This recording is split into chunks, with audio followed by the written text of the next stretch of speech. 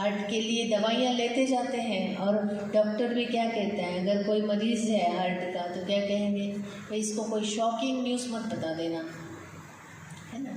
Shocking news बताओगे तो क्या हो जाएगा, हो सकता है ये हार्ट अटैक आ जाए अभी से। होता है कि नहीं होता है। प्रेम का कनेक्शन किसके साथ है, हमारे कार्डियोवैस्कुलर सिस्टम के साथ है। फिर डाइजेस्टिव सिस्टम का कनेक्शन किसके साथ है, सुख के साथ है। कहते हैं ना भाई, सुख से 2 रोटी तो खाने दो हमें, कहते हैं कि नहीं कहते हैं। कहते हैं सुख स्वरूप आत्माएं बनो, खुशी से भोजन स्वीकार करो।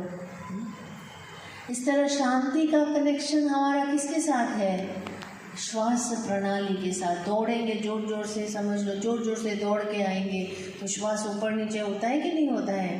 लेकिन अगर हम शांति से चलते हैं तो श्वास भी कैसे होता है, नॉर्मल रहता है।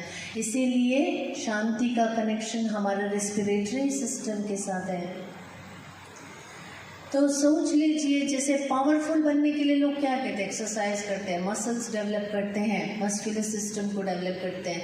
लेकिन मैं शक्तिशाली आत्मा हूँ, मैं पावरफुल आत्मा हूँ, समझ लो हमने प्रैक्टिस कर लिया तो समझ लो बहुत अट्ठा कट्टा व्यक्ति है, अगर उसको डांट दो तो वो रोना शुरू कर दे। तो विल पावर भी तो चाहिए ना। तो विल पावर कैसे आएगी, मात्र मस्कुलर सिस्टम को डेवलप करने से आएगी, या मैं शक्तिशाली आत्मा, सर्वशक्तिवान परमात्मा का मैं बच्चा हूँ, ऐसा समझने से आएगा।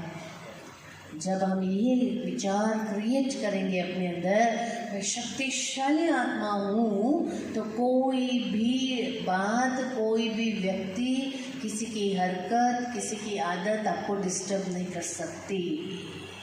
हो सकता है कि नहीं। इसीलिए पावर का कनेक्शन किसके साथ है, मस्कुलर सिस्टम के साथ है।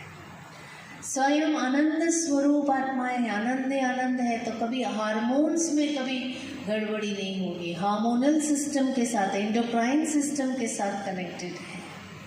तो इस तरह से शरीर का हर ऑर्गन आत्मा के गुणों के साथ रिलेटेड है।